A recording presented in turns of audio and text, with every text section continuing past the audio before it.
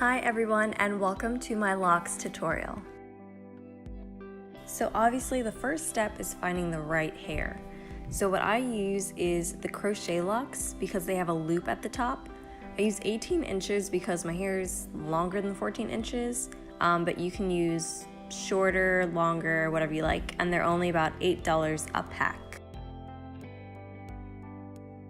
So the night before, I open up all the packs, but I leave them on the loop, and I soak them in warm water and about a cup of apple cider vinegar, only because it's in my tub and it's a lot of water in there. I let them sit for 20 minutes and then let them dry overnight. So I'm going to show you the most effective way to get this look today. You're going to want to start on clean, dry hair. My hair is thin and a little slippery, so what I find useful is using the Eco Style gel, and that just gives me a little more grip and stick while I'm braiding. It's also nice because it kind of gets all the frizzies down at the roots. You can see I'm like patting it down, and then you start braiding. So you don't want the squares to be too tiny, and that's just because it's going to be a pain to take out, and you don't want them too chunky because they have to fit into the locks eventually. So I know you're all probably wondering, how long is this going to take me? And I'm not going to lie, it's going to be a couple hours to braid your whole head.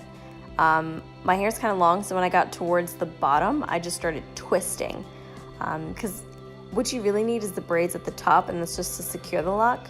The rest is just getting tucked into the locks anyways. So if you want to braid halfway and twist the rest of the way, go ahead. So this was my first time using the Eco Style gel for the braids, and I really liked it. Like, my braids were kind of tacky, so they stuck together. The last time I tried to put locks in, I don't think I used any product, but what ended up happening is my braids started unraveling inside the locks, and then the locks were slipping off.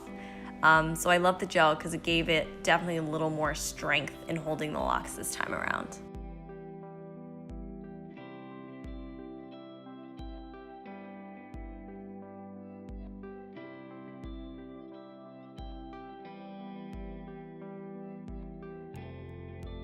So I'm coming to the end, like 4 hours later, and the parting, really don't think too much about it. The first time around, I tried to do like cute little triangles, and it took me literally 6 hours to braid. This one, I kind of pre-parted the big sections and just went little square, little square, little square, and it still ended up turning really good. So don't stress yourself over the parting, maybe only towards the front of your head, but definitely not the back. No one's gonna see that anyways. And finally, I'm all done. And this is the most time-consuming part. So honestly, if you want to do this the night before and put the locks in the morning, that's what I was thinking to do too. I would recommend it because putting this all in and then having to install the locks was exhausting in one day.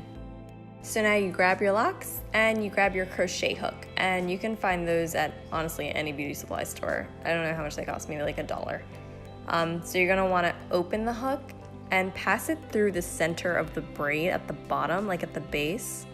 Hook onto the lock, like the loop, and drag it under. And then you want to open the loop and tuck the braid and the lock inside the little hole and pull that through.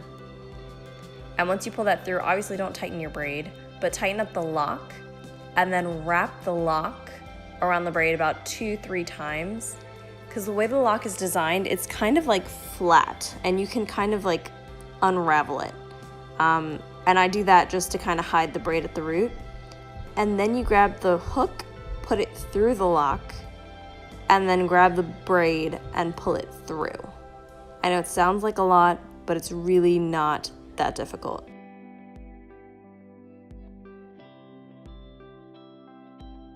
So obviously, the longer your hair is, the more time consuming it's gonna be to pull that braid through to the lock. And sometimes you might have like the end of the braid sticking out of the lock, but at the end, I'm gonna show you how I kind of hide those or like tuck those in, so it's not so noticeable. Like I said, please make sure that the lock is longer than your hair.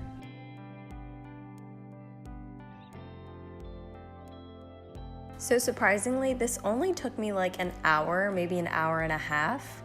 Like I said, way faster than the actual braiding of your hair. So don't even think this is gonna end up taking you like 20 hours to do. Max total time, I'd say 6 hours in total if it's your first time doing it. Obviously, if you're not filming and not doing anything else with it and you're sitting there just braiding and strictly adding in the locks, at least reserve 6 hours for it.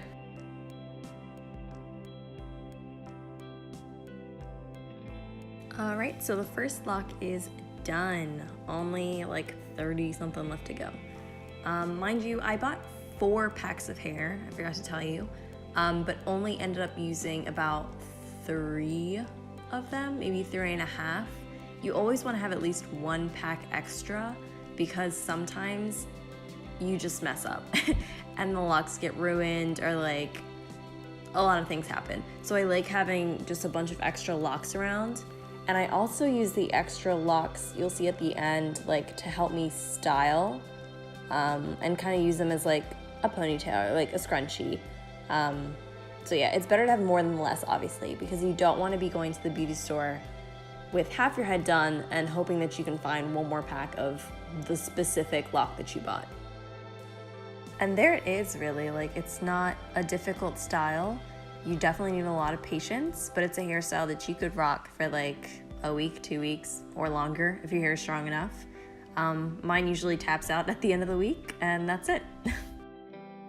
So obviously we're not finished yet, because I told you I would show you how you hide those little hairs that stick out. So you're gonna wanna get these little gold clips, again, any beauty supply store or Amazon, and I clamp them right where the hair is starting to stick out or it's starting to unravel. Because like I said, my hair is always trying to slide through the locks. This doesn't take much time at all. And it actually helps you make it more random because you're literally randomly finding hairs and clamping them back into the dread. I'm realizing as I'm watching this that I have so many little flyaways and braids trying to escape. But like I said, these gold clamps hold them in place, makes it much neater and adds a little more style to your look. So I try and leave a couple extra gold clamps, so only putting in maybe 10 to 15 of my hair and leaving out 5 or 6, because when I style my hair in like buns or little side ponytails or updos, I like putting in gold clamps where they're kind of missing maybe in the style, so it's nice to have those extra little pieces.